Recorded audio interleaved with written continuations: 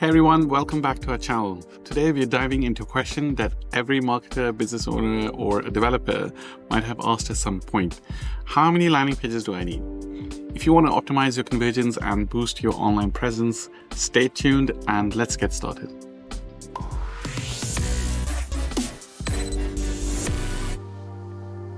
Before we dive into the numbers, let's quickly define what a landing page is. A landing page is a standalone web page created specifically for a marketing or advertising campaign. It's where a visitor lands after clicking on a link in an email or an ad from Google or Facebook or similar places on the web. Its main purpose is to convert visitors into leads or customers. And there are different types of landing pages like lead generation pages, click-through pages, product launches, and etc. Now let's discuss the key factors that influence how many landing pages you actually need. Target audience segments. Different audiences require tailored messaging. If you have multiple target demographics, you will need different landing pages to address each group's unique needs and pain points. Product or service range. If you offer multiple products or services, each one should ideally have its own landing page to ensure the messaging is relevant and specific. Campaign goals. Different campaigns have different objectives, whether it's lead generation, sales, event signups, or app downloads. Each goal might require a unique landing page. Traffic sources. The source of your traffic can determine the content and design of your landing pages. Organic search, paid media, social media, and email campaigns may all require different landing pages to maximize relevance and conversions. Stage of the funnel. The stage of the funnel your audience is in also impacts the number of landing pages. For example, visitors at the top of the funnel might need more informational content, while those at the bottom are ready for a strong call to action. For example, when we worked with a consulting firm, we created specific landing pages for each of their targeting campaigns like custom software development and UX consulting. This approach ensured precise messaging and significantly improved their ad campaign effectiveness. Let me show you an example of a brand called LogMyCare. Although this is a brand which I haven't worked with or I don't know them personally, and the only reason I'm trying to show you this brand is because I found them on the internet somehow and I looked at their funnel and they're really doing amazing stuff. And by just reverse engineering some of the ads, you can kind of picture all the different types of landing pages they're using. And all this information is available out there. It's not that I'm kind of clicking their ads or spending their money. You can do this for any of your competitors or any other, let's say for inspiration, you can run it for any other brand. So I'm using Google Ads in the first place. So there's a website called adtransparency.google.com/advertiser. And if you type in their name, you can see all the different ads they're running on Google Ads platform. And it shows you a blend of both banner ads as well as text ads, which obviously are good for CPC, and banner ads are really good for retargeting. And from this, I can obviously understand the different types of ads they're running and then how these ads link to specific landing pages. Similarly, on LinkedIn, there's a setting when you go to your competitor's page, you can click on this section under posts which says view ad library, and this expands to show all the different ads they are running on LinkedIn. And similarly on Facebook, you can go to facebook.com/ads/library, then type in the brand name and you can see all the different ads they're running on Facebook and Instagram. So once you have this information, you can click through these ads and then it will obviously link to some of the landing pages.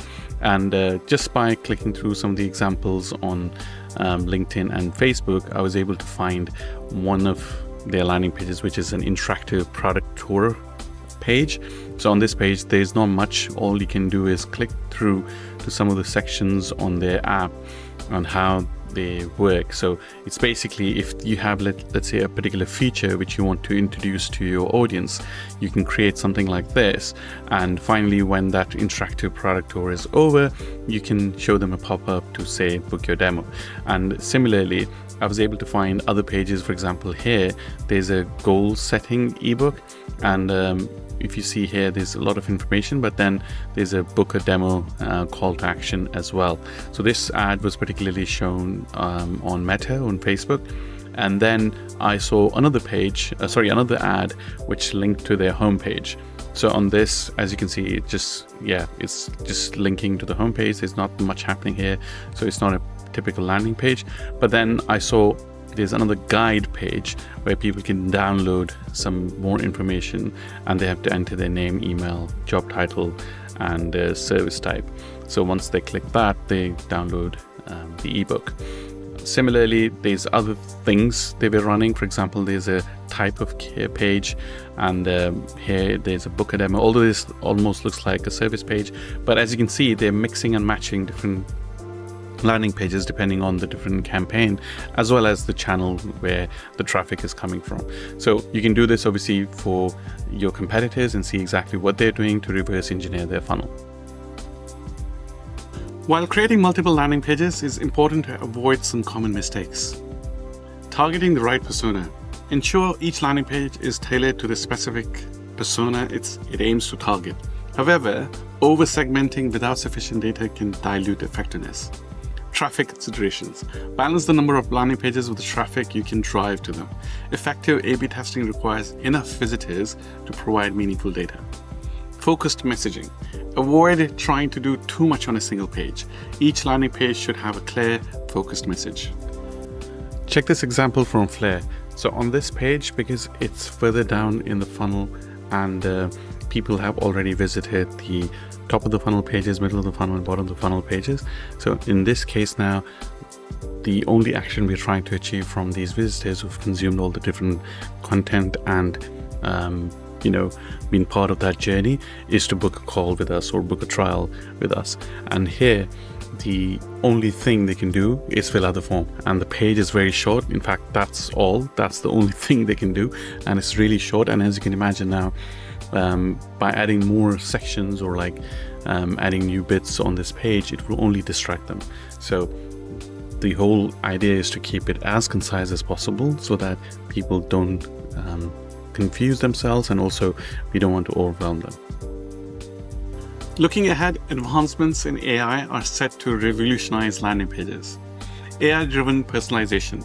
Future tools might create dynamic landing pages that adapt in real time based on visitors' location, weather conditions, or search intent, providing a highly personalized experience. I would definitely cover this topic in more depth in the future. Now let's explore a strategic approach to using multiple landing pages in a SaaS business, particularly for guiding users through different stages of the funnel.